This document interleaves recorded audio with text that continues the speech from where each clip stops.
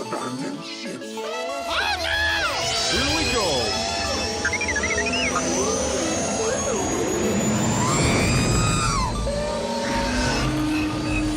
Can I persuade you to join us for a drink?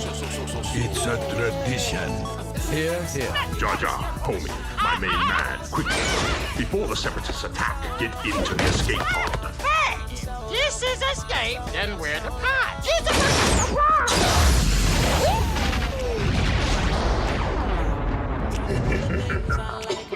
Welcome back to Star Wars Escape Pod and our first after show for Rebels, Star Wars Rebels. We're here to look back and rewatch Star Wars Rebels. We have each seen it before multiple times, but we're going to do it in podcast form. So this is a big moment in the podcast because, of course, you know, this podcast kind of got kicked off with myself and Diego doing Clone Wars talk, doing 40 episodes of the podcast just dedicated to Clone Wars, rewatching in chronological order. And here we are, it's myself and Blake sitting down to watch Star Wars Rebels, as well as talk about surrounding content, of course, in the chronology, in the chronological viewing order of Star Wars Rebels. There we go. All right, let's get into it. Let's get into the first episode of Star Wars Rebels. Rebels Talk, Episode 1.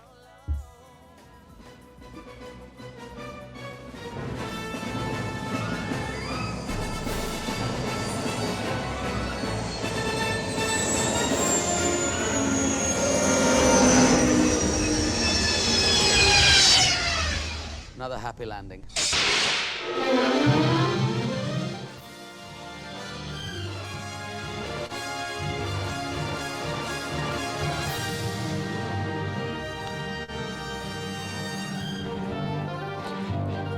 All right, welcome back to the Escape Pod. Blake. Hello there. Here we are again on another exciting escape to the Star Wars galaxy. That's right, escape into a galaxy far, far away. And here we are with our first after show for Star Wars Rebels. How does it feel looking back at this show that's been surprisingly a number of years since it came out? I'll say, I can't believe how long it's been. Yeah. Man. Because when Disney was first starting out, Yeah. like from the takeover, this was the first production they put out, and this was long awaited. And I know there was a lot of skepticism. You and I had a lot of back and forth watching the trailer, because I know you were a huge Clone Wars fan at the time, and slowly pulled me into the ranks as well. And you were very skeptical because it was the canceling of Clone Wars that brought this show about. Yeah. It was the Disney acquisition. And Clone Wars was not the most feasible animated show to produce. You know, it was an expensive endeavor. And as great as it was also contractually airing, I think, on Cartoon Network at the time. Yep. And that was probably a big deal for Disney because not only did they cancel that, I mean, in regards to third-party agreements and stuff, they like to keep things within the mouse house, and you know, it saves money, you know, to air their own stuff on Disney XD, right? Which is Was where there contracts there that they had Clone Wars had to be on Cartoon Network? I don't really know. I don't really know, and It like feels that, like a Disney move. Yeah, I don't know if that was the case. I feel like it may have been part of it, but who knows? Again, who knows, right? Like it could have just been, this is an expensive animated show that we're not sure we want to move forward with. Going into the sequel trilogy as a piece of Star Wars that exists right now for fans, let's just cancel it, right? So that was an odd decision to make, seeing as so many people loved the show. But it wasn't until hefty decision to do out of the gate. Yeah, and it wasn't until the show really hit Netflix after its cancellation that it really took off. Like people started to finally discover Clone Wars for themselves because maybe they didn't have Cartoon Network at the time. Sure. You know, they weren't finding, you know, questionable sources as to how to watch it.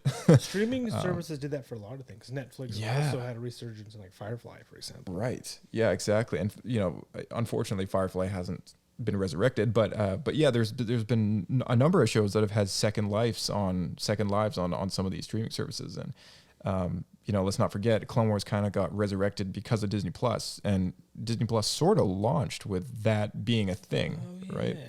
Yeah, it was Mandalorian was the flagship show for Disney Plus to launch with, but Clone Wars was not far behind. It was like the next thing in the summer after it launched that it was going to be, aired on Disney Plus. So looking back, I mean, Rebels, this was a big deal because this is the last animated show that Dave Filoni did personally before he being elevated in his to the Mandoverse and expanding from there. Yeah, exactly. So this was kind of his last thing dedicated to animated wise. And you can see the connection as we're now absolutely season 3 of Mando. Yeah. Going into the Ahsoka series, and as we saw in the trailer, there's Rebels characters coming back. So this is looking to be an extension. Exactly, an extension. And so Dave is continuing on the story he was telling here. Yeah, exactly. Yeah. It's crazy because this is also the last Star Wars show that premiered on a public television channel. Like Disney XD. Disney XD was home to Star Wars Rebels. What was the Resistance? Was that ever aired on XD? I think Disney you're Junior, maybe. You are right. Although this was coming out symmetrically with. That's a good. That's actually, you might be right. I think Resistance may have been the last. I'm the only Star Wars Resistance fanboy out there. I know my stuff. Yeah, no, you I think you might be right. I'm trying to remember because that came out around the time The Last Jedi was coming out, but I can't remember. I think Disney Plus wasn't actually a thing. It was announced, but I don't think it was. Yeah, but Resistance was up like almost immediately. When those episodes came out. If it overlapped with Disney Plus, I think it was both Disney XD and Disney Plus at the same time. Kind of like how they're doing Young Jedi Adventures currently, which we eventually will talk about on the podcast at some point. But it's an animated show for very young kids, very young Star Wars fans, and that show is available on Disney Junior as well as Disney Plus. Is that started, that series? That's already out. Oh, wow. Yeah. It's kind of dropped on Disney Plus one day, late April, and that was it. But yeah, here we are many years later. Star Wars Rebels, I believe, started premiering in 2014, if you can believe it or not. 2014. Yeah. That was 10 years ago. It is a long time ago. Oh my gosh. It is a long time ago. I think. Still remember watching the flagship episode. October 3rd, 2014 on Disney Channel. The show kicked off with a 1-hour television movie called Star Wars Rebels Spark of Rebellion. The full series began on Disney XD with the premiere of the episode Droids in Distress on October 13th. And then it ended with Fire Across the Galaxy on March 2nd, 2015. The season is executively produced by Dave Filoni, Simon Kinberg, and Greg Wiseman. So the first season is set 5 years before A New Hope. That's about 4 years after Obi-Wan Kenobi. And we'll just talk about the time period very briefly here. According to the new canon timeline, which, again, if anyone wants to take a look at it, it was revealed at Star Wars Celebration this past year in 2023.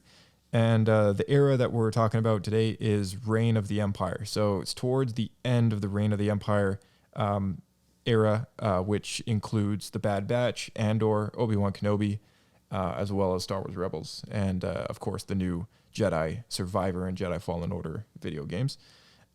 So we're in the what in-universe people would refer to as the Dark Times. And that's a looming scenario over the show, as it's the small fledgling rebellion before it becomes the Alliance. We get rebel cells across the galaxy, basically working individually, but they still kind of are an extension of the higher up. And Andor's really shown us a lot as far as like how the rebellion works in those early years. Saw Gerrera being a big player, Mon Mothma, Bail Organa. And the show Star Wars Rebels focuses in around a group of characters all aboard the ship, which is called the Ghost. And the Ghost has a little portable ship that kind of deploys from it called the Phantom. And it's a very interesting way of doing a show because Clone Wars focused in on so many storylines and so many characters. Yeah. And I think the thing that I wasn't a fan of when I first watched Star Wars Rebels was that it was the same characters all the time. Yeah. But you know why they did that? Because they wanted it to feel like the original trilogy. That's another thing is like, yeah, the original trilogy had a huge inspiration in like how they approached this show, both visually and story-wise. Visually, it also took a lot of inspiration from Ralph McQuarrie's concepts. Yeah, lots. Oh my gosh, so many things. Even Zeb. Zeb That's was right. originally a original Wookiee design. Chewbacca, Yeah, pretty nuts, right? And then there's been a few other things here and there. Some of the droid designs. I mean, Chopper is a original R2D2 concept, and there's some protocol droids that show up, which are original C-3PO designs as well. And it kind of it keeps going. It's like Lothal, of course, was a Ralph McQuarrie concept too. That I didn't know. Yeah, I know they eventually pulled the spiders. Yep, the big spiders. Yeah, the ice spiders that are no longer in ice. Yeah, that's right. Yeah. Yes, there's so many things, and there's definitely reasons to appreciate the show. But I will be upfront before we start this after show series. You know, I never really fully appreciated Rebels at all until it was over, and I don't say that out of spite. I'm surprised that you actually changed your opinion towards the end. I appreciate it now more looking back at it than I did when it was coming out. And I think when it was coming out, time heals all wounds. Time heals most wounds. I think like I still think it's a subpar show to Clone Wars, but the reason why I didn't like it when it was coming out is because it was the Clone Wars replacement. Yeah, I know. Yeah, you watched it very begrudgingly. Yeah, I did. I did. Yeah. But I'm over it, everybody. Sort of. I mean, it still canceled a lot of. Clone Wars was supposed to be 8 seasons, so they still have to correct that. But it is what it is, right? I think what I did like about the show, though, is it does have a good sense of heart to it. You know, it's more of a core group of family. It's a bunch of people who think of themselves as a family, right? And I think that's an important thing, you know, in general for Star Wars fans. Like a lot of people appreciate a story like that more so than a story like what we got in Clone Wars, a much darker, grittier, kind of war-centric stories. Yeah, and it was a lot more whimsical as well. Yeah, it was very more lighthearted. Ironically enough, for a period of this time, the dark times, I think like it's important to kind of recognize this show is definitely made for younger viewers, so it had to be more lighthearted. I think that was part of the issue a lot of people had. Yeah, that because Clone Wars, when it came out, was also at a young audience, but it aged with that audience. Yeah, and then eventually became something that was a lot more of a late preteen show, which had a lot of grit. There was a lot of like there was death, but there's no gore or anything. But the storylines were like really serious and often really politically charged, and had a lot of like deep concepts. And then we almost like hit the reset button and went back to season 1 Clone Wars for the Rebels, and I think that jarred a lot of people. Yeah, I think you're right. And you know, that being said, I mean, not a lot of people get really gruesome deaths in this show at all. Like it's always, and I think that's why I never really liked it as much, is because it didn't feel gripping in the same way. Like anytime a big bad villain showed up, like there was never going to be anyone with a lightsaber through their chest, like like you would in Clone Wars or whatever, right? Because like it was made for a younger audience. And I think like what I had a big problem with was these are rebels, and like they don't really kill anybody like for a good long while before I think the 4th season or 3rd season or something. Like everyone gets shot in the shoulder or like in the leg, or like they're stunned. A lot of the time we'll use like stun rounds. Yeah, get knocked out, that sort of thing. Yeah, or like something will happen where like it blocks their path and in pursuit and everything like that. And like I don't want to like crap on the show like right before we start talking about it, but like these are just some like upfront concerns that I had going into this series.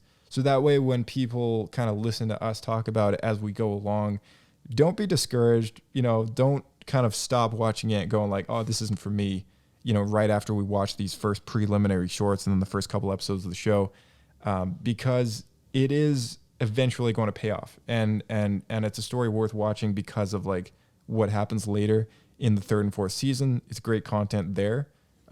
Season 2 finale was fantastic, and it's worth watching even for the sake of just explaining what's being told in these new live action shows. Now, it's the same thing with Clone Wars. The first season is really rough. It sets stuff up, but the show really doesn't get going till like mid-season 2 and then onwards. Yeah, for sure. Yeah. That being said, I mean, this preliminary kind of like episode we're doing for Star Wars or for Rebels Talk, it's worth noting that there's 2 novels that take place before the animated series, and it's also it's worth noting that there's a couple shorts that take place before the series as well. So the novels, one of them being A New Dawn, was written by John Jackson Miller and released in 2014, September 2nd. So this was about a month before Star Wars Rebels first started premiering for people. And it was the first canon novel written at all. Like, this was after the Disney acquisition. I was just thinking about that because I remember that being the case, but there was also that one Luke Skywalker book that came out like immediately after. That was Heir to the Jedi, and that novel was being written before the Disney acquisition, and they re-edited it to be released under the canon. Mm-hmm. So it was originally an EU book, but because it wasn't fully finished yet, they doctored it to be fitting more. I bet you they added that scene where he uses the Force to move the noodles. Yeah, that's probably what made it canon. Yeah, maybe there was something like that. Yeah, I don't really know. I don't remember anything else about the book except for that Luke practicing uses the Force. He tries to move some noodles in his soup. Star Wars: A New Dawn. Anyone wants to read this book, definitely take a look. It's a Del Rey novel, first of the canon. Preliminary thoughts. What were your thoughts when you read this book? I actually liked the book. And that's why I had a really hard time at the beginning of the Rebels series. I did too. And we can get into that. We can get into that for sure. The novel, I felt like this is post reading the novel. There wasn't that how the best way to describe is you could tell after you've watched the series and read the novel that there wasn't enough communication about the characters. Right. Between both writers of the show and writers of the book. Or it was a case of this being an adult novel and then having a show done for people that were younger than 13. Maybe. And what's funny is one of the clips the short videos, shorts we're gonna watch is actually closer. There's one scene that's actually closer to the book than it is to the series, which I thought was a little bit fascinating. Right. We can get into that. But the book itself, I remember really enjoying it. It was a pretty simple story to just kind of introduce the characters to each other. I remember Kanan, Nahara, and Chopper were like the main core group of characters. Plus 2 other characters that never show up again. One was named Skelly, which I saw online there, and one other character. And other than Hera and Chopper, they're all like Kanan and the other 2 are working at a mining facility, and something goes awry. Kanan is forced to use the Force, reveals himself to be a Jedi. Then people are hunting him down. He has to go on the run. That's more, and he meets Hera and Chopper, and they escape together. That's more or less the storyline. Yeah. So here's the plot summary of this. This is probably better than me thinking. Yeah. 10 years ago of a book I read once. It's all good. Here's the opening crawl. For 1,000 generations, the Jedi Knights brought peace and order to the Galactic Republic, aided by their connection to the mystical energy field known as the Force. But they were betrayed, and the whole galaxy has paid the price. It is the age of the Empire. Now, Emperor Palpatine, once Chancellor of the Republic, and secretly a Sith follower of the dark side of the Force, has brought his own peace and order to the galaxy. Peace through brutal repression and order through increasing control of his subjects' lives. And even the Emperor tightens his iron grip. Others have begun to question his means and motives. And still others whose lives were destroyed by Palpatine's machinations Machinations lay scattered about the galaxy like unexploded bombs waiting to go off. ... I'll read something really quick here, which is very interesting. It's a little comment by John Jackson Miller on A New Dawn. He says, "This is the first novel integrating input from the Lucasfilm Story Group, which manages story concepts across all media. And so in addition to working with Random House's team, I both got inspiration and feedback from the series executive producers Dave Filoni, Simon Kinberg, and Greg Wiseman, as well as Pablo Hidalgo, Jennifer Heedle, and Leland Shee." So there were communications made between Dave, the show, Rebels, and what was going into this book. So what you're saying about these characters not quite lining up, we're talking about the maturity level of... I don't even think it's that. Like, the basis of the characters, I think, are correct. I think there was communication between them. But the issue was I probably have to blame the author for this, because obviously it's supposed to be for the show, so you can't see that Dave made the character wrong based on the book. Right. So I would say the issue is the author didn't project the characters' personalities correctly to what they are in the show. And I get that that's difficult to do because the show's not out yet, and they're not going to show him the first episode or whatever to get the characters. Maybe that would have been a good idea. Maybe that would have helped, but I just because of NDA reasons, I don't think they would ever do that. Right.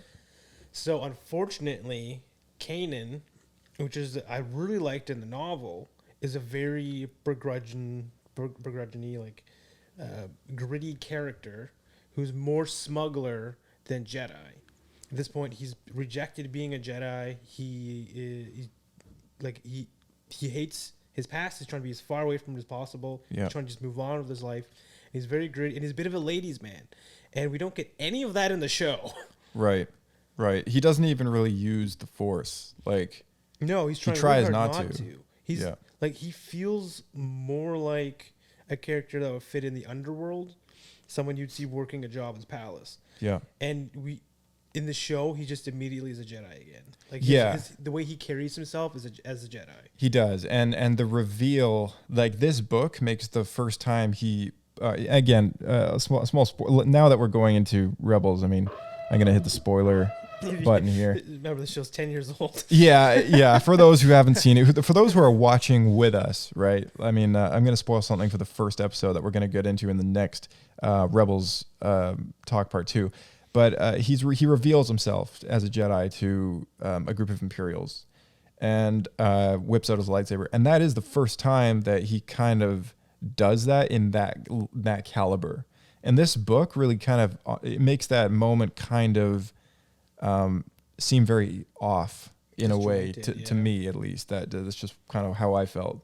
So there is kind of an argument for saying that this book really isn't super crucial anymore for kind of going into this show. Like, it kind of introduces you to Hera and Kanan on a very personal level, but it isn't necessary for the overarching plot of Star Wars Rebels.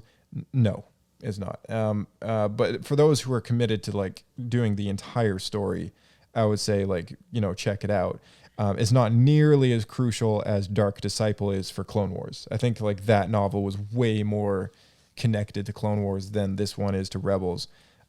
That's because that book actually adapted Clone Wars episodes that were canceled, rather than this one being a book written to kind of give a prelude story to the animated series.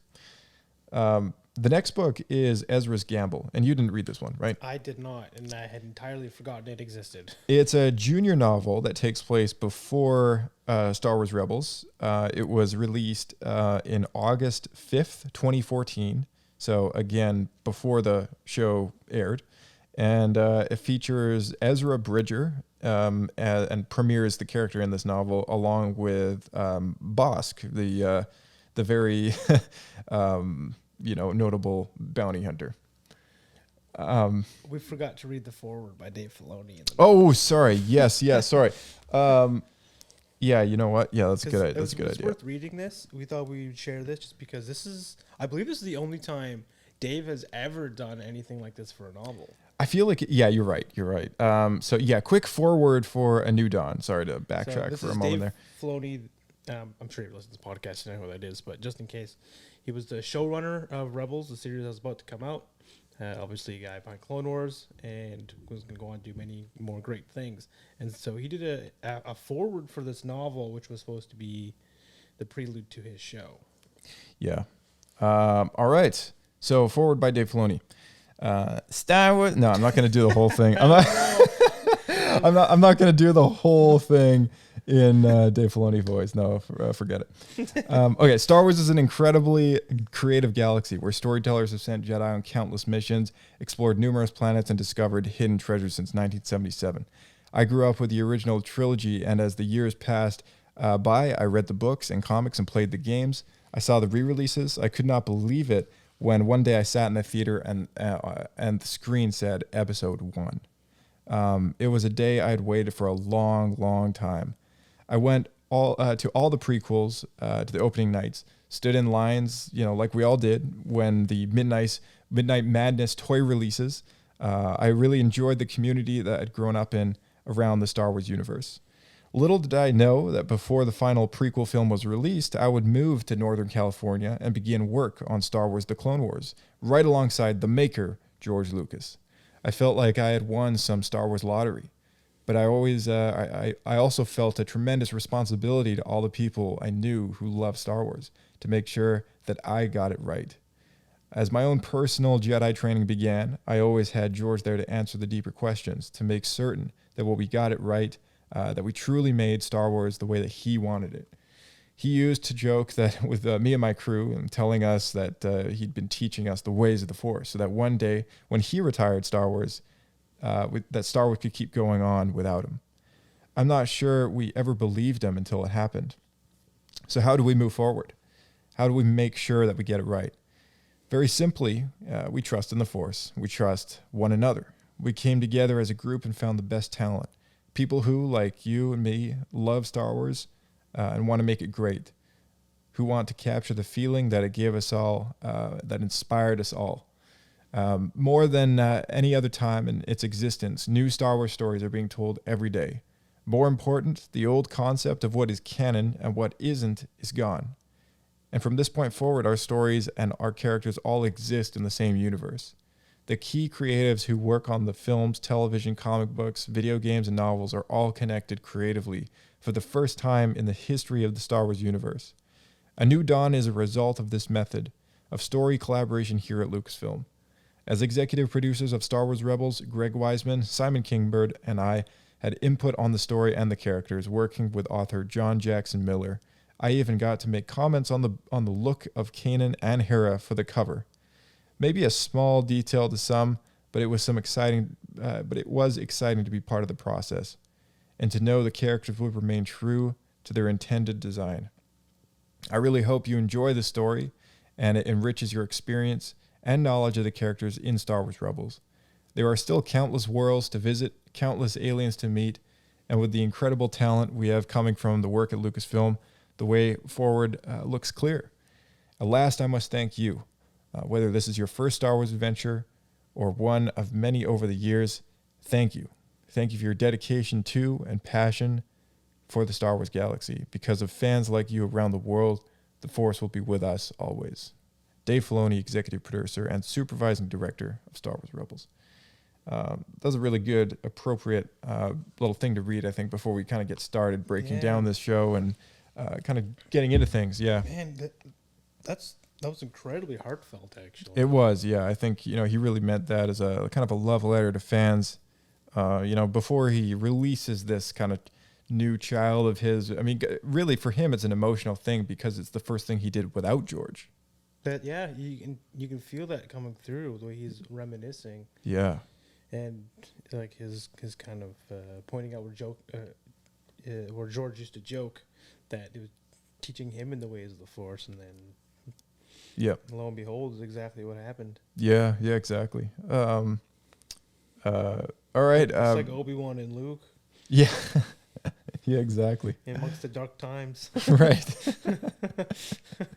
We're in the new Jedi Order era now. That's true. Okay, so Ezra's gamble. 14-year-old Ezra Bridger lives alone on the outer rim of Lothal. He fends for himself by picking up odd jobs and hustling the unsuspecting stormtrooper. But when Arena Day arrives, an underground tournament where mighty beasts battle to finish all of the swindlers, gamblers, and no-gooders came from all corners of the planet to make a profit. Ezra is whisked into an unlikely partnership with the fearsome bounty hunter Bosk. An enmeshed and high-stakes chase against an endless fleet of troopers. Ezra isn't willing to trust anyone, but he soon learns that surviving doesn't always mean just fending for himself. This was a very surprisingly good book. It's written by Ryder Windham, introduces Ezra very well, and I would say is probably definitely like more kind of on the nose with how he shows up in the book that he does in the show. I was very surprised about that. And I really liked reading a book that features Bosk. I mean, like, I just got to say that. Like you don't ever get Bosk in a book, and this was awesome. Like, he showed up. Not since the Star Wars Bounty Hunters Guild novels. Right, yeah. And that's, like, really old Star Wars book. Like, pre-Disney, pre-canon, pre-story group. Pre-prequels. Yeah, Old. Yeah, so I mean, like, again, like, this isn't a necessary read for anybody, but like, we're talking about stuff like kind of before the Rebels season 1 kicks off.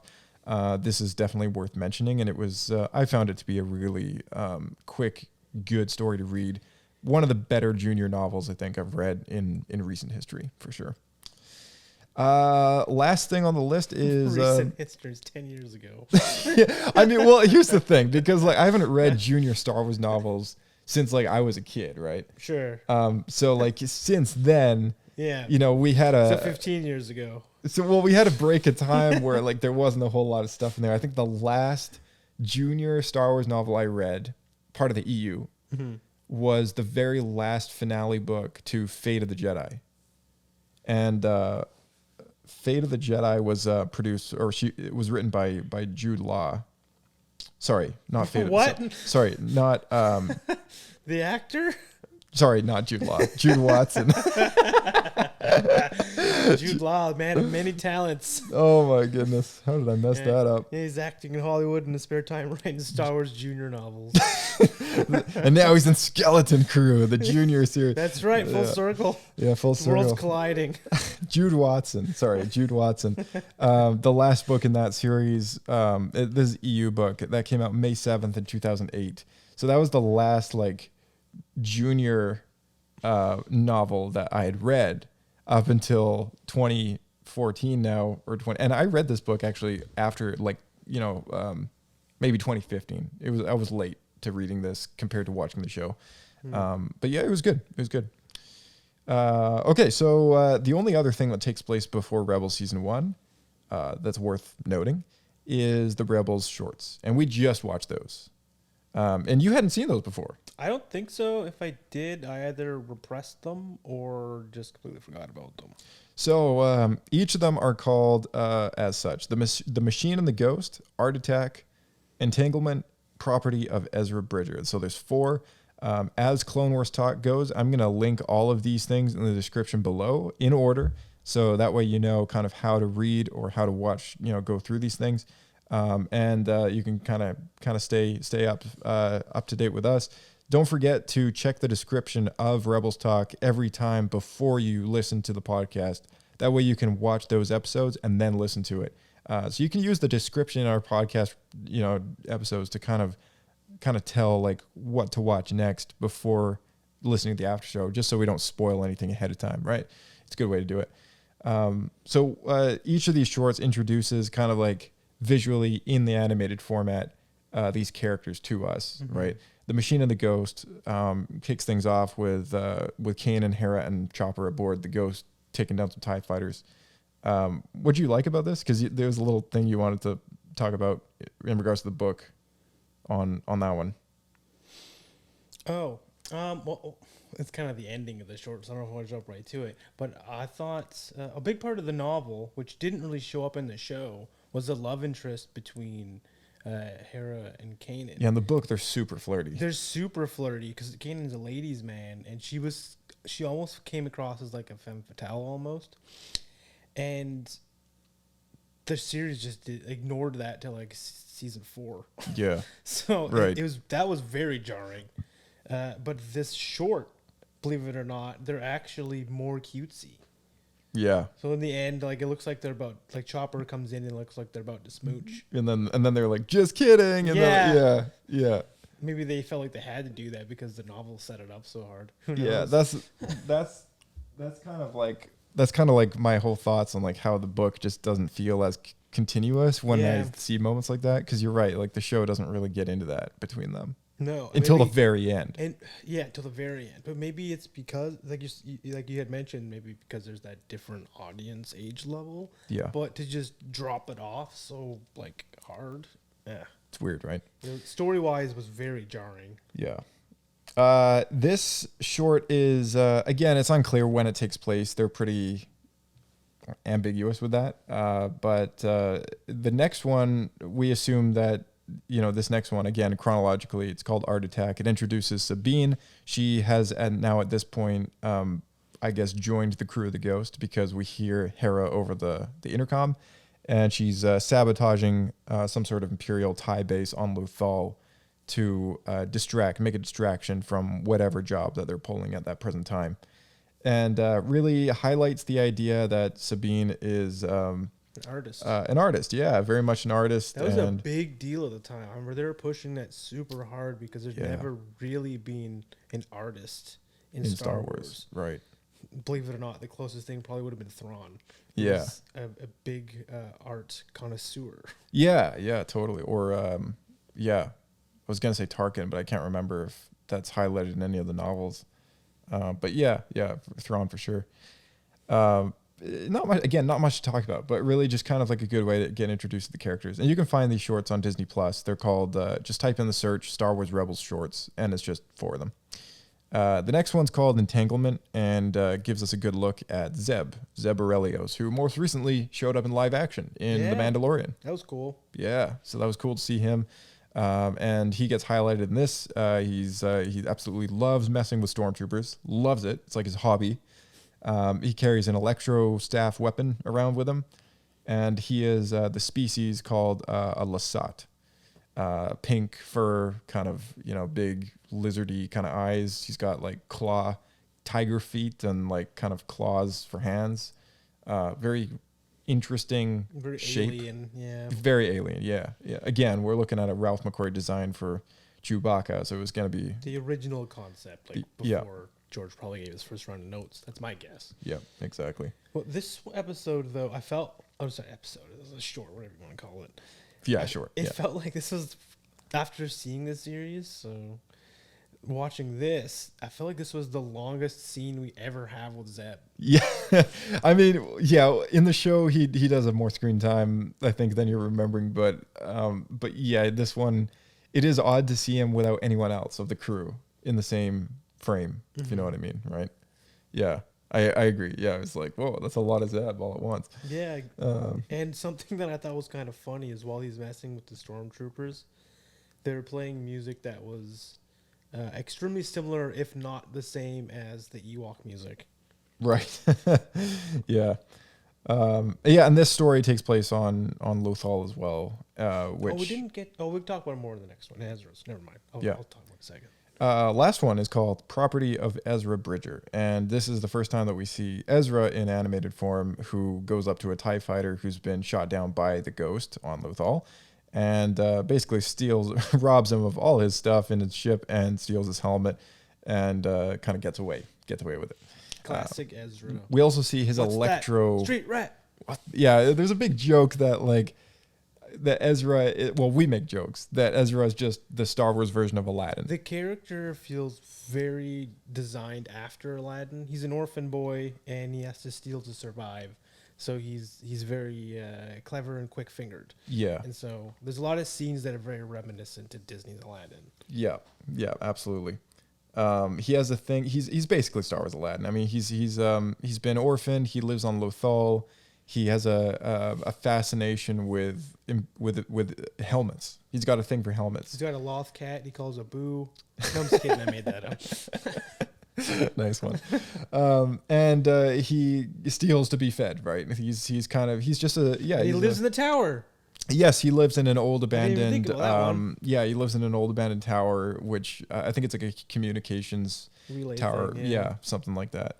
And it's a bit comical. Like I enjoy this one a lot because he's like a fast talker. He does it so well, right? Like Taylor Gray, the actor who plays Ezra Bridger, does a really good job, and he plays it very well. Whereas like he's kind of talking quick and being like, "Yeah, you don't need to thank me, like I'm gonna help you out here and there." He's like, "Oh, you got your sleeve caught on this," and he like steals something from the ship panel and then like turns him around. And meanwhile, this guy who's like kind of shook up from crashing on the planet is like, "Wait, what is happening?" Yeah, and then by the time he leaves, it's like, "Yeah, and you don't need to thank me for helping because I didn't come to help." And then he like hops out, and runs away, steals his helmet.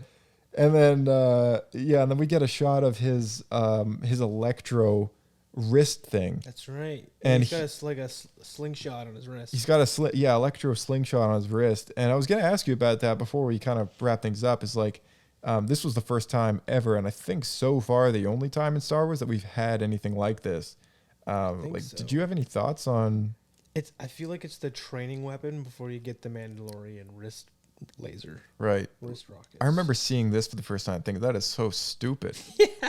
Like when the show first came out, I was like, what is that? Like, are you kidding me? Like, this kid, like we've seen kids in Star Wars, like at least in Clone Wars and stuff, pull out blasters and stuff like that. Like, sure. I mean, like, why has he got this thing? Like, I think he made it. I think that Ezra, as we also see with his lightsaber, is very crafty. He's crafty and he has a lot of ingenuity, like similar to Anakin, but not to the same level. Right. And so I think he built this himself as something that he could use to help defend himself against stormtroopers or whatever. Yeah. Which, it's not lethal. It just stunts them. Yeah, which makes sense. He's a kid. He wouldn't intend to kill anybody. He's just trying to survive. Right. And it's unclear really how old he is. I would kind of benchmark it at like 14. I would say if anything, he's probably 14 years old. Okay. That's what I would guess. Is there canon somewhere we could? I actually don't know. But if you were to take a guess, how old do you think he is? I think that's accurate. I wouldn't say he's old enough, like 16, to drive or anything. That's too old. 12, I don't think he would be clever enough. Like he would be not as skilled. I think you're probably right, around 14. Okay, I got a little thing here. This is not the official Wikipedia, okay?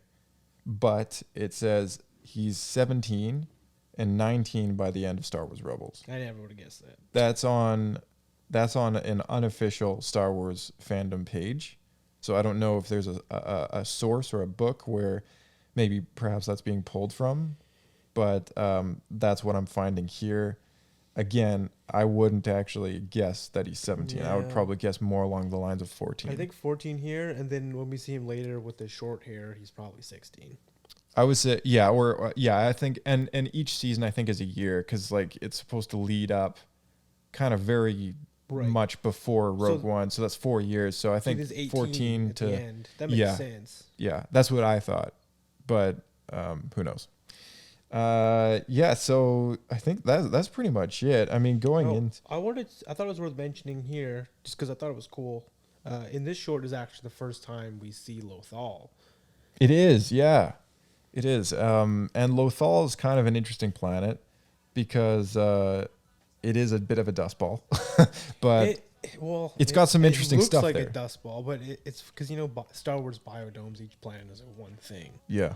And to Mandalorian, they changed a little bit, but this planet is just originally was all farming, so it's like the whole planet is like wheat fields, which I actually thought was really cool. There's been planets like Halo and stuff similar to that. There's a planet called Harvest, right? And I think there's another planet in Star Wars that's also like Rada. Is that from the Ahsoka novel? Yeah, that's what I was thinking. Of was the Ahsoka novel planet. I thought that was really cool because you think there's all these galaxies that got to do food, right? I mean, we never see any of that. Exactly. It's a great point. Yeah, exactly. It's a great point. I like it was new. It was new that we got a farming planet. It's not really just a dust ball. It's like it's a lot of wheat and grain and resources, right? And we can get into it more as this series goes on, but as you see throughout the seasons, it starts off very as it was originally intended. All the locals, it's all farming. It's very simplistic, and it slowly is taken by the Empire and forced Yeah. to be a ship manufacturing planet. Yeah. And then all the pollutants and everything that ruin the planet over time. Yeah. So we'll see the degradation Degradation? of Lothal. And that I think is a big plot line of the whole show, actually. Yeah. Yeah, for sure. So But even the subtlety of just seeing the transition, which I completely missed the first time I watched it. yeah, definitely. We'll keep that in mind as we kind of go forward, Yeah. for sure. Well, there we go. That's our preliminary Star Wars Rebels. This has been Rebels Talk Part 1. And thank you, Blake, for co-hosting on Star Wars Escape Pod. Yeah, thanks for having me. It was a good time. We'll see you out there. Keep flying.